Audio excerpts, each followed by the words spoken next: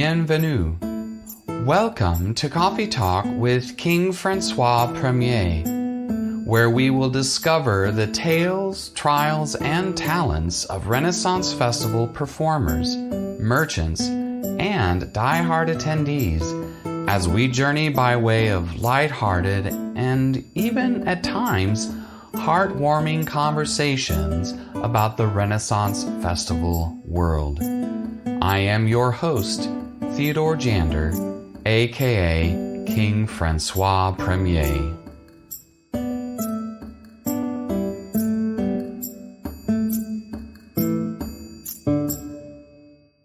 Bonjour. Welcome to Coffee Talk with King Francois I, episode 14, A Latte Coffee. I am your host, Theodore Jander. As the title of this episode suggests, we are going to delve into one of the important themes of this podcast, coffee. Now, I realize that this podcast's main focus is on the discovery of the tales, trials, and talents of Renaissance Festival performers, merchants, staff, and diehard patrons, with a smattering of helpful Ren Faire-oriented installments. But you will recall in episode 9, where I interviewed myself, me conversing with me as King Francois I, or even vice versa, I shared that coffee is like the lifeblood of Rennies, performers, cast, and patrons. And a great many of us start our festival days with coffee. So it seemed to be a great pairing for a podcast. The conversations shared in the episodes essentially take place with a cup of coffee in hand, beginning with a brief chat about, coffee, before making our way into more Ren Faire-related topics. I thought it would be beneficial to discover a bit more about this much-beloved beverage. Before we do that, in these episodes where I tend to do most, if not all, the talking, I am adding a new segment. It will follow the format of the ensuing response I received from a fellow cast member and friend, Chris Siebert, where he shares his coffee preferences and a favorite Ren Faire experience story. So, grab a cup of your favorite Java, sit back, and enjoy this episode of Coffee Talk with King Francois I. As a coffee drinker, how do you take your coffee, and do you have a favorite roast? I enjoy most types of coffee, drip, French press, cappuccino, pour over, you name it. But primarily at home, I mostly stick with the Chemex for my own coffee at home. And I have a favorite local roastery, Park Avenue Coffee, who has a very nice medium roast style blend that I enjoy. It very much sounds like you enjoy quite a variety of coffee. Nice.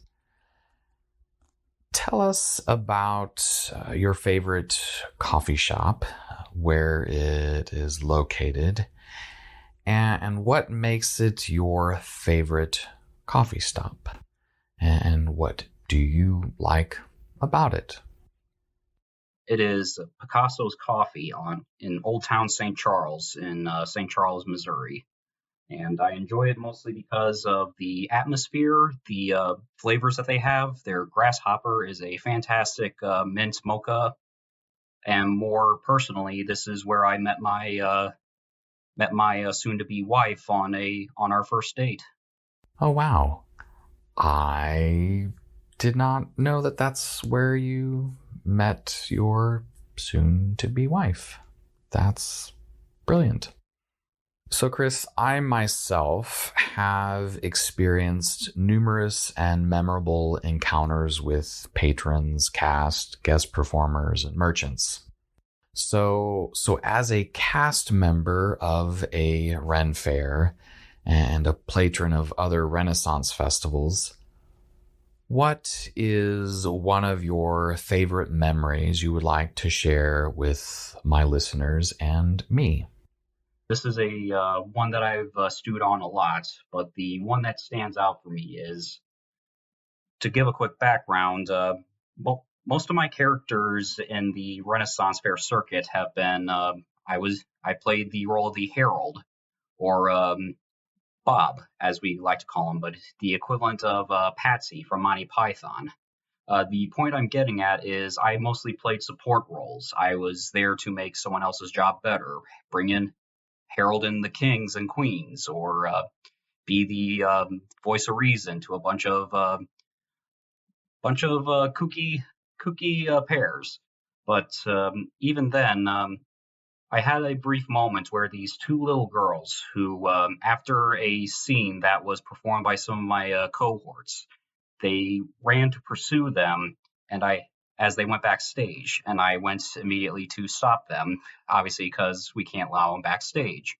I managed to distract them by playing a few quick tunes on my horn and interact with them, asking them how their festival date was. But I had to go and herald at one of our events, our joust, immediately afterwards, so I couldn't stay long. About 30 minutes to an hour later or so, they were still in the same area. As I walked by, they called out to me, "Look, it's Mr. Trumpet Man," as they come and interact with me, as they remembered our little conversations. At this point, they were hanging out in the royal court area, where in one little spot we have this chest of little trinkets that we give out to children in situations just as this. I offer them a chance for treasure if they have a sign that they're royalty as well. Fortunately, one of the girls had a scroll that said they were recently princessed by one of our queens, so it was very easy to allow them to get those trinkets. And I told them, please take one and don't get greedy.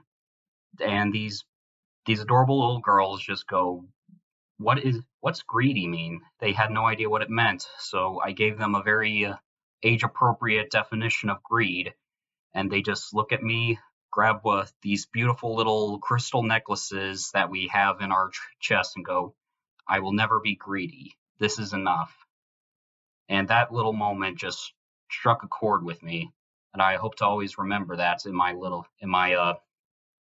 Ren Faire career, how just a little interaction, even with a little cast member who plays a support role like I do. And I hope to pass on some wisdom to just these young minds. That is an outstanding story. Thank you so very much, Chris, for sharing your experience and your coffee preferences. Well, now on to a latte coffee. Considering Renaissance festivals do incorporate historical elements, let's start with some coffee history. The drink dates back quite a number of centuries. Some believe that goats may have actually made the first discovery of this delectable brew. As we know, goats will eat anything. Well, the fruit of the coffee plant was apparently a favored snack. The 9th century goat herders, either of Ethiopia or Arabia, depending on which historian you ask, noticed the effect of caffeine on their goats as the mobile garbage disposals were observed dancing. Being the resourceful lot, one of the local monks then made a drink with the product and found that it kept him awake at night. So I imagine this would help with those late night prayer sessions. From this event, the original cup of coffee was born. Now, coffee has not existed without its share of challenges through the centuries. Multiple accounts are recorded of folks attempting to ban coffee. First, in 1511, Mecca, leaders outlawed the beverage because they believed it stimulated radical thinking. A quick side note, one of the health benefits of coffee is its antioxidant properties. So that said, I'm not sure radical thinking really would have been an issue, as antioxidants help in the removal of, free radicals. Just saying. We head to 16th century Italy, where some clergymen, believing coffee to be satanic, tried to ban the apparent jinxed Java. However, thanks to Pope Clement VII, who absolutely loved his goblet of Morning Joe, lifted the ban around the year 1600. Did you ever think that a lack of coffee could be grounds for divorce? Yes, that pun was absolutely intentional. And, there might be a few more thrown into the brew, into the episode. Anyway, it just so happens that in 16th century Constantinople, your wife could divorce you for not providing enough coffee. Who knew? Well, apparently the guys who didn't provide enough coffee. Believed to contain mind-altering effects, as a type of narcotic, a 17th century Ottoman Empire ruler banned the drink from public consumption. And if you were found to be in possession of or drinking coffee, you could be put to death. Considering coffee is now consumed in that region of the world, it's fair to say the ban was eventually lifted, and thankfully, no one anymore anyway runs the risk of a caffeination decapitation. Yes, I'm here all episode. According to some historians, coffee houses were popular locations for the discussions and plotting of the American and French revolutions.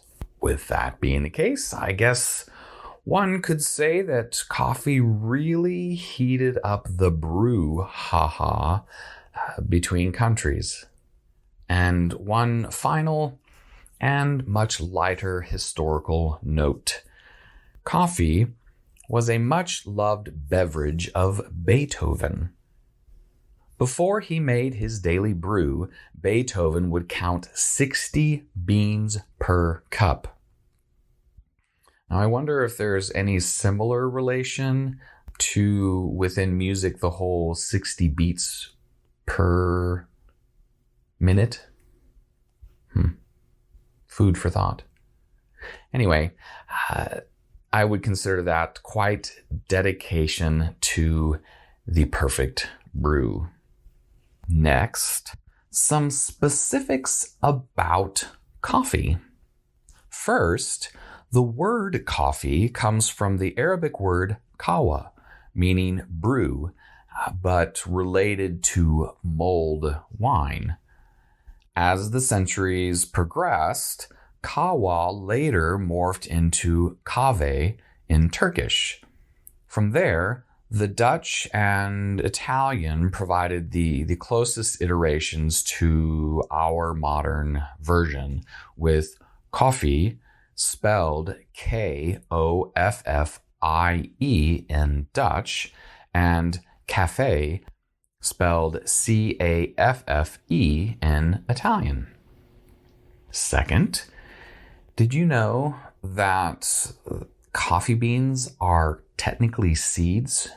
If you did, I would say kudos to you. I did not before I started making preparations for this episode. Coffee beans are actually the pits of the cherry-like berries or fruit found on a flowering shrub. This shrubbery, known as Coffea arabica, originated in the forests of Ethiopia and South Sudan. Due to the seed resembling legumes, bean is the word of choice to describe the seed. Third, there are two main types of coffee seeds or beans that make up the majority of the coffee consumed around the world: the Arabica and Robusta. The Arabica species, cultivated somewhere in the Arabian Peninsula, is planted the most by growers. This may have to do with the fact that the Robusta variety has a more bitter taste, even though it does contain more caffeine. The color of the Arabica coffee bean is a light brown, almost green, while the Robusta is a darker brown, maybe even a dark reddish color. So why then are the coffee beans we purchase from the grocery store or local coffee shop dark brown? I would imagine many of you know, but for those that do not, this coloration comes from the roasting process, which is due to the sugar in the bean. The flavor and color are determined by the method and length of roasting. The longer the roast, the darker the bean. Many would think that darker roasted coffee would have more caffeine because of its bolder flavor. On the contrary, lighter roasted coffee actually has a little bit more caffeine. I would wager that the longer the roast, that heat ultimately reduces the caffeine content of the bean. Just speculation at this point. I am not a scientist by any stretch of the imagination. So with the lighter roasted coffee actually having a little bit more caffeine, that would potentially explain why most breakfast blends tend to be made of lighter roasted beans. When sipping our morning cup of joe to start our day, a little extra oomph will help us on our way. Another little health-related side note: the longer the roast, the greater the health benefits, and we'll cover those later. And speaking of beans, or coffee beans, there is no such thing as an espresso bean. When you order an espresso, the barista utilizes regular, finely ground, compacted coffee. Espresso, meaning pressed out or forced out in Italian, refers to the method by which the drink is brewed, forcing boiling water through pressed regular coffee grounds. In addition, even though espresso possesses more caffeine per volume than your regularly brewed coffee, it takes about 3 shots of espresso to equal the amount found in your average cup of joe. When it When it comes to the meaning of coffee-related words or names, one of the questions I had was wondering where in the world did a name like cappuccino come from for a drink? The cappuccino, espresso mixed with frothed milk, I discovered was, well, not me personally through research, it was new to me anyway, was named after Capuchin friars because its color, its being the cappuccino drink, resembles the Capuchin robe, which were brown in color. Another distinctive feature of their robes is the long pointed hood that hangs down the back. This hood is called a cappuccio, which, well, that gives the friars their name, Capuchin. As we continue to see, coffee is well grounded in history. Now for some global coffee tidbits. Even though coffee originated in either Ethiopia or Arabia, Brazil produces most of the world's coffee supply, which, interestingly enough, is the second largest traded commodity, with crude oil being the first. The U.S. does contribute a little to the coffee supply. Hawaii, with the best suited weather for growing coffee, had been the only state to do so until California recently jumped onto the Java producing bandwagon.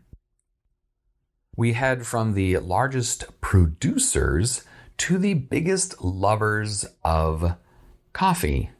Globally, about 2.25 billion cups of coffee are consumed every day. Not every year, every day. That is a ridiculous amount of coffee. It's a lot of coffee. Anyone wager a guess as to which country consumes the most of this delectable brew? If you said Finland, you are correct. According to the International Coffee Organization, the average Finnish adult gulps down 27.5 pounds of coffee per year. Compare that to the average American adult who only goes through a mere 11 pounds per year. I dare say then that Finland is the top caffeination nation. With all this talk about pounds of coffee, if you thought purchasing a pound of your favorite organic name brand coffee from your local coffee shop or grocery store with a price tag between $15 to $20 was expensive, think again. The world's most expensive coffee can cost more than $600 a pound. What makes the price of this particular Java so jacked up? Well, it all comes down to poop. Yes, you heard me correctly. This high-priced brew comes from the poo of an Asian cat-like creature called a palm civet. Coffee cherries are among the varieties of fruit eaten by the civet. Because the animal is unable to digest the seeds or beans, they are, well, you get the idea. Due to the excretion process, the seeds make for a smoother and less acidic brew known as Kopi Luwak. And even with a name like Kopi Luwak, it has yeah, I'm just going to leave it at that. However, animal welfare activists have criticized the process for the making of this coveted coffee. I don't know about you, but I think I'm going to stick with my lower priced brew. As I mentioned, coffee is said to possess some health benefits. So, how may this brew help you and your health? Let's find out. Please note that I am not, in any way, shape, or form, a medical expert. And the information provided is based on research of credible sources I examined for this podcast episode. Coffee is chock full of helpful vitamins and minerals. A single cup of coffee contains 11% of the recommended dietary allowances, or the RDA, so 11% of riboflavin, which is vitamin B2, 6% of the RDA of pantothenic acid, which is vitamin B5, 3% of the RDA of manganese and potassium, and 2% of the RDA of magnesium and niacin, which is vitamin B3. Coffee is also filled to the brim with antioxidant agents, some of which are known as flavonoids. For any wine drinkers out there, you may have heard that red wine has its fair share of flavonoids and antioxidants. However, coffee, as well as dark chocolate, have more. Yay for those who, drink coffee and like dark chocolate. Remember those radical thinkers, free radicals I mentioned? Well, antioxidants are helpful in the removal of free radicals. Drinking Java in moderation, which is about 3 to 4 cups per day, which that's impressive that's moderation. I guess it kind of depends on how big your cups are. So drinking Java in moderation may protect against heart disease, may lower the risk of Alzheimer's disease, and may even reduce depression.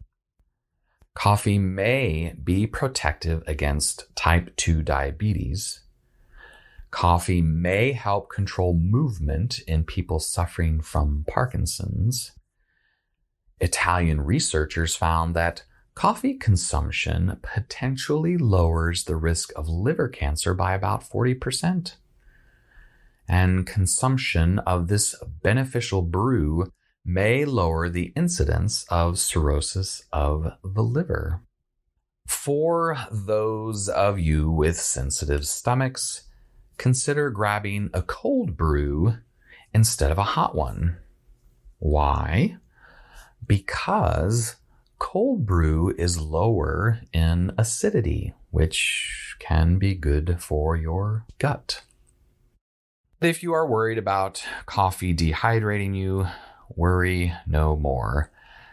Experts say that even though caffeine is a mild diuretic, meaning it causes your kidneys to flush out extra sodium and water from your body through urine, the effects are too mild to cause dehydration. In fact, because coffee contains quite a bit of water, you would more than likely be hydrating yourself instead. Either way, no need to stew over your brew.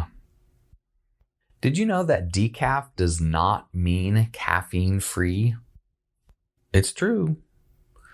According to the Mayo Clinic, an 8-ounce cup of brewed decaf coffee actually contains 2 to 12 milligrams of caffeine. Compare that to a similar size cup of regular Java, which supplies between 95 to 200 milligrams. For any calorie counters out there, a single cup of black coffee possesses a whopping 1 calorie. However, by adding sweeteners, cream, etc., you will jack up your Java calorie count. Although, if you're not too concerned about those calories and you would like to potentially keep your coffee warm longer, it's said to add cream. Doing so will apparently lengthen the warmth of your beloved brew by around 20%. To put the lid on our literal coffee talk installment, one final thought to consider. The type of cup out of which you drink your coffee makes a difference. Through several scientific studies, it has been discovered that a difference is made in the way we taste coffee by the color, the shape, and the texture of our cup. For example, drinking a darker roasted coffee from a white cup creates a strong contrast, causing us to think our coffee is stronger. The opposite occurs when we drink from a clear cup. Many perceive the coffee to be lighter and sweeter. I can attest to how one's cup impacts the coffee drinking experience. In my role as King Francois I, I carry a pewter goblet with me, or I have someone carry it for me, as a king would usually have people for that task. It is good to be the king. Anyway, when the weather is chilly, I like drinking an afternoon brew. However, as mentioned, the goblet is pewter, so it's metal. And because of that, I'm unable to take a drink right away, as all the heat from the coffee has been absorbed into the goblet itself. So I could potentially burn my lips on the rim of my goblet. So I really rather not do that. Alas, the Renaissance Festival problems. Not really. Well, I'm not sure about you, but I am really craving some more coffee. So I do hope that you enjoyed this excursion into the ins and outs of a lot of things coffee. Be on the lookout for the next episode to be released on Friday, April 7th, where I will highlight more festivals, and hear a favorite Ren Faire story from another friend of mine. If you are a performer, merchant, staff, or diehard patron in or of the Renaissance Festival world, and would like to be featured on Coffee Talk with King Francois I, reach out to me by way of clicking on the following link provided in the show notes: www.theodorejander.com/Coffee Talk Podcast. Would you like to receive early access every other week to each new episode, as well as receive a behind-the-scenes glimpse into the production and creative process for the podcast? If so, join the wonderful community of listeners supporting the show and making new things possible through Patreon. Learn more at www.patreon.com/Coffee Talk with King Francois. The link will be provided in the show notes. Thank you so much for tuning in to Coffee Talk with King Francois I. A bientôt. See you soon. Ciao for now, and au revoir.